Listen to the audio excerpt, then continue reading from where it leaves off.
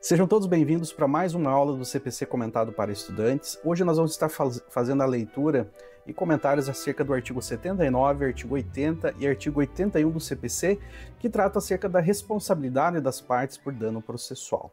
Então fica ligado.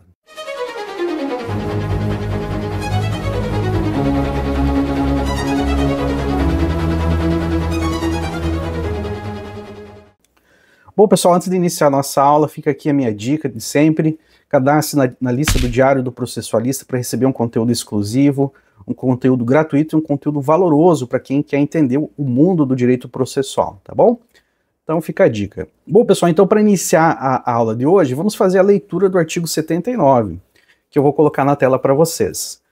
O artigo 79 diz assim: responde por perdas e danos aquele que litigar de má-fé como autor, réu ou interveniente. Olha só que conteúdo precioso desse dispositivo.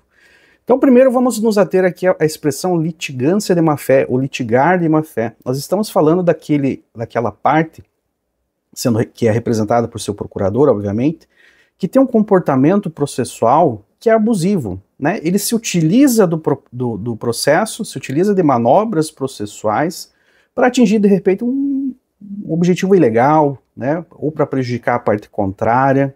Então nós estamos falando aqui de um comportamento processual em que fica evidente a má-fé processual dessa parte e do seu procurador. Voltando para o dispositivo, ele ainda fala assim: responde por perdas e danos, né? Então nós estamos falando aqui de uma verba indenizatória, nós estamos falando de uma indenização que pode ser paga por essa pessoa que se utiliza do processo, né, de forma deliberada, com má fé, para prejudicar a outra parte. Então essa parte prejudicada, ela pode sim demandar uma ação para requerer uma indenização por essas perdas e danos decorrentes desse comportamento processual. Percebam que essa verba indenizatória, ela não está conectada com as verbas sancionatórias, né, as multas que podem ser aplicadas. Nós estamos falando aqui realmente de um reembolso, de uma reintegração, de uma verba indenizatória que está sendo paga para essa parte que foi prejudicada. Então agora nós vamos fazer uma análise do artigo 80, que traz aqui uma lista taxativa desses comportamentos que são considerados abusivos, comportamentos que são considerados de má-fé e inapropriados para o processo. Vamos fazer a leitura. Artigo 80. Considera-se litigante de má-fé aquele que, né, inciso 1º, deduzir pretensão ou defesa contra texto expresso de lei ou fato incontroverso. Então, vamos dividir aqui esse texto em dois momentos aqui. Então, aquela pessoa que propõe uma ação ou que interpõe ou apresenta manifestações contrárias ao texto expresso, mas também contra fato incontroverso. O que é um fato incontroverso? Nós temos fatos, normalmente no processo, que são considerados controversos. Ou seja, há uma controvérsia sobre eles, né? As partes estão disputando a verdade sobre aquele determinado fato. Um fato incontroverso, pelo contrário, são fatos que as partes já chegaram a um acordo.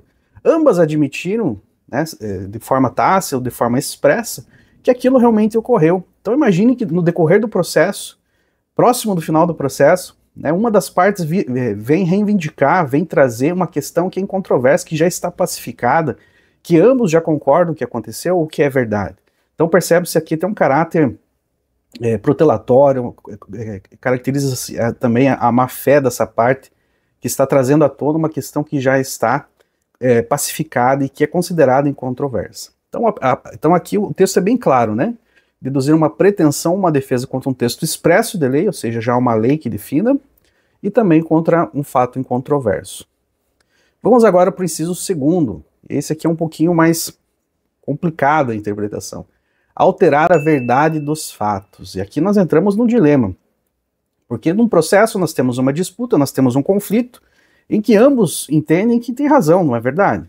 Então cada um está defendendo ali a sua narrativa, a sua verdade acerca do que realmente aconteceu no mundo real, nos fatos. Mas quando nós falamos em alterar a verdade dos fatos, nós estamos falando de alterar substancialmente, né?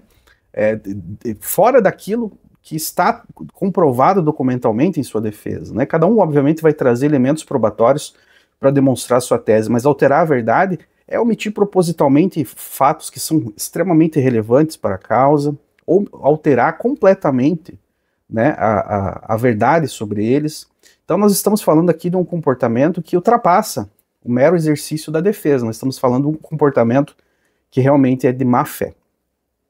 Inciso terceiro, usar o processo para conseguir o objetivo ilegal. Nós estamos falando de alguém que instrumentaliza o processo para prejudicar outra pessoa, né? E tentar conseguir, de alguma forma, uma vantagem, né? Ou um enriquecimento ilícito através desse processo.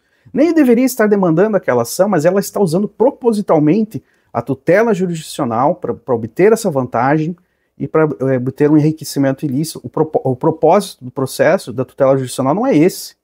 O propósito da tutela jurisdicional é trazer pacificação social. Nós temos que ter um conflito. Então, se não há nenhum conflito, mas a pessoa utiliza o processo para se enriquecer e obter uma vantagem, nós temos aqui claramente uma violação da boa-fé processual. Inciso quarto, opuser resistência injustificada ao andamento do processo.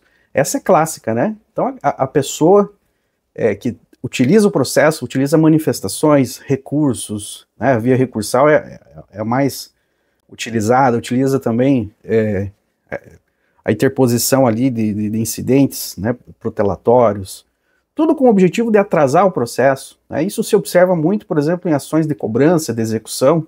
Você tenta criar todo tipo de embaraço para que o processo não chegue a um fim, não chegue a uma solução.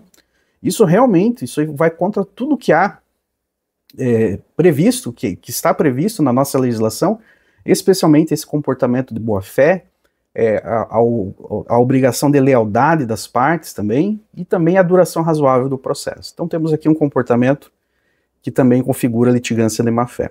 Vamos agora para o inciso 5º. Proceder de modo temerário em qualquer incidente ou ato do processo. Aqui, novamente, né, a pessoa está se utilizando de comportamentos temerários, né, questionáveis, né, para tentar atingir um objetivo ilegal, atrasar esse processo, né, trazer prejuízo para a parte contrária, tentar se beneficiar. Então é muito complicado. Inciso 6º.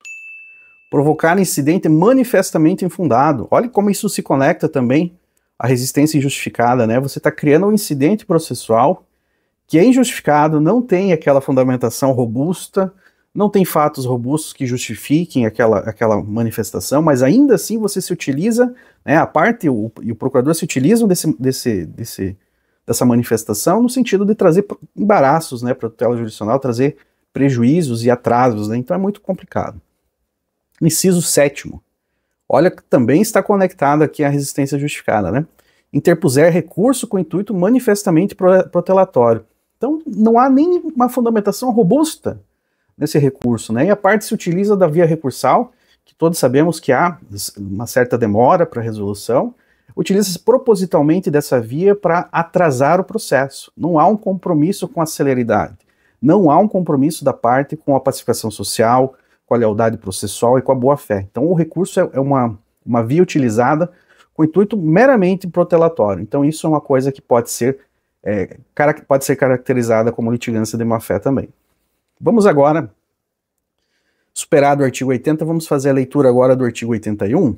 E o artigo 81 ele começa a falar acerca da penalização ou da multa que pode ser aplicada para a parte que é caracterizada como litigante de má-fé. Vamos fazer a leitura do artigo 81. Artigo 81. De ofício ou a requerimento, olha só, então temos duas posturas aqui. Então nós podemos pedir a caracterização da litigância de má-fé mediante um requerimento da parte, ou pode ser reconhecida de ofício pelo juiz. O juiz bate o olho naquela manifestação, né, com características de litigância de má-fé, e ele já pode atribuir uma penalização. Então, de ofício ao requerimento, o juiz condenará o litigante de má-fé a pagar multa, que deverá ser superior a 1% e inferior a 10% do valor corrigido da causa, a indenizar a parte contrária pelos prejuízos que esta sofreu e arcar com os honorários advocatícios e com todas as despesas que efetuou. Então, temos uma penalização aqui muito ampla e grave, né? Temos uma pena que pode ser de 1% até 10%, a depender da gravidade do ato, a depender da gravidade do comportamento dessa parte, que vai ser calculado utilizando o valor corrigido da causa. Também fala-se aqui em indenização, né, aquela verba indenização por perdas e danos, que eventualmente foram acarretados à parte contrária, e os honorários e as despesas processuais, né? Então temos aqui um arcabouço aqui jurídico que protege realmente aqueles que têm boa-fé processual. Parágrafo 1º.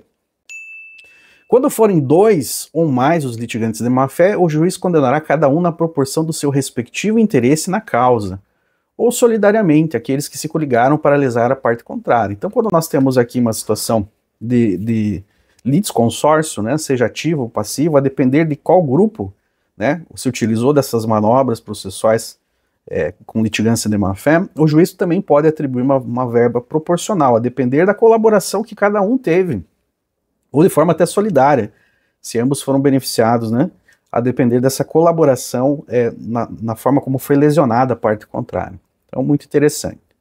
Parágrafo 2º. Quando o valor da causa for irrisório ou inestimável, a multa poderá ser fixada em até 10 vezes o valor do salário mínimo. Então, aqui, quando nós temos uma situação em que o processo tem como valor da causa, né, ou seja, aquele valor que é atribuído pela parte autora, lá no ajuizamento da ação.